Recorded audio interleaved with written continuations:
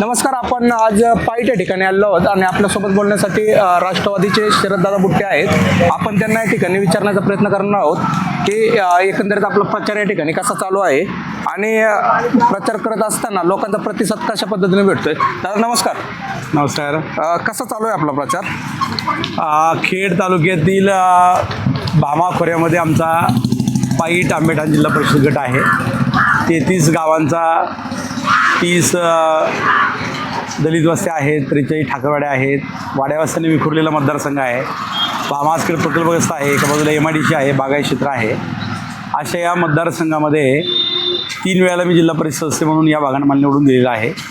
यावेळी 3ही जागा महिलांसाठी राखीव आहे आणि त्यामुळं जिल्हा परिषदेसाठी माझी पत्नी सुनीता बुट्टे पाटील, आंबेठाण पंचायत समितीसाठी श्रद्धा दत्तात्रय मांडेकर आणि पाईट पंचायत समितीसाठी पल्लवीताई जयसिंग दरेकर या आमच्या 3 उमेदवार आहेत. राष्ट्रवादी काँग्रेसच्या माध्यमातून घड्याळ चिन्ह घेऊन आम्ही निवडणूक लढवतो आहे.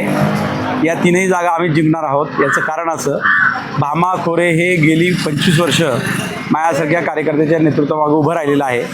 कारण या ठिकाणी मी रचनात्मक काम केलेलं आहे. ज्या पायाभूत सुविधा लागतात त्या पायाभूत सुविधांमध्ये प्राथमिक शाळा असतील, अंगणवाडी असतील, ग्रामपंचायतीची कार्यालय असतील, आरोग्य उपकेंद्र असतील, पशुवैद्यकीय दवाखाने असतील, हे आमचं 90-95% काम पूर्ण झालेलं आहे. त्यामुळे या मागण्या खूप कमी प्रमाणात आहे.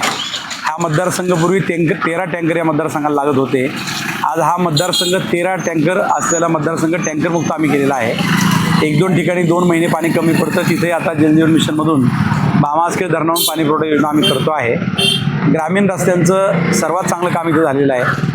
इथं अडचणी एवढीच आहे लोकांची की सार्वजनिक बांधकाम विभागाचे रस्ते ज्याच्यावरती जिल्हा परिषद सदस्याला काम करता येत नाही, राज्याच्या बजेटमध्ये त्याला पैसे आणावे लागतात, असे 5 रस्ते खराब आहेत आणि ते रस्ते चांगले व्हावेत म्हणून मी उपमुख्यमंत्री अजितदादा पवार यांच्याबरोबर जाण्याचा निर्णय घेतला आणि ते माझ्या वराळे गावामध्ये 19 जानेवारीला आले होते आणि त्यांनी यापूर्वी देखील मला खूप मदत केलेली आहे आणि यापुढे देखील सुनेत्रा वहिनी पवार जे आमच्या उपमुख्यमंत्री आहेत त्यांच्या माध्यमातून ती काम आम्ही मार्गी लावू.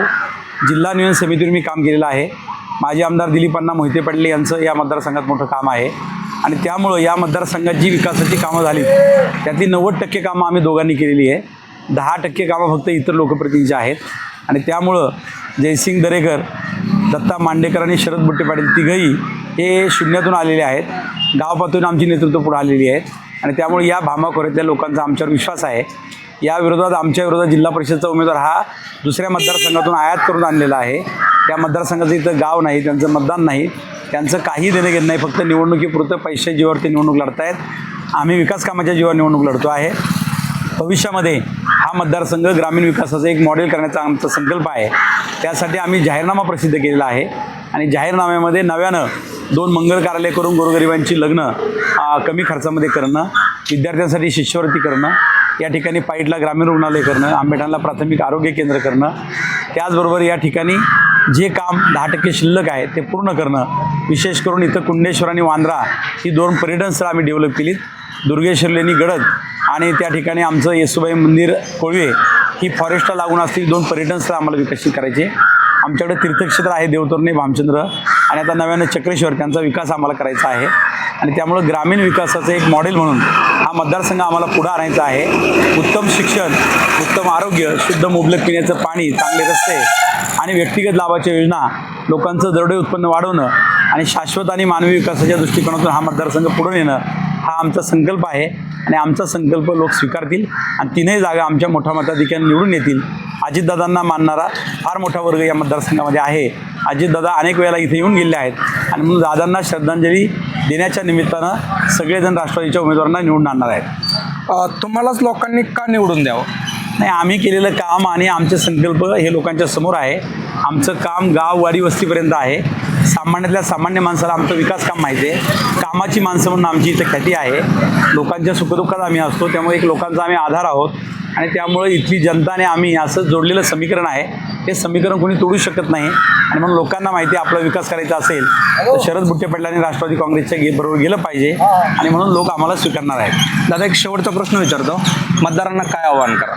मतदारांना माझी विनंती आहे की आपण विकासाच्या मुद्द्यावर मतदान करा. तात्पुरते स्वरूपात पैसे, काही आमिष हे सगळं क्षणभंगूर असतं. आपला भाग विकासात पुढे नेणं, लोकांचं दरडोई उत्पन्न वाढणं, आपलं राहणीमान उंचावणं आणि आपल्या पुढच्या पिढीसाठी उत्तम सुविधा असणं याचा विचार करून तुम्ही मतदान करा. 100% मतदान करा.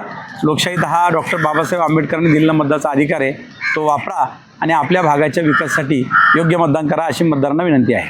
धन्यवाद. Maharashtra news nation TV, fight. Thank you. धन्यवाद.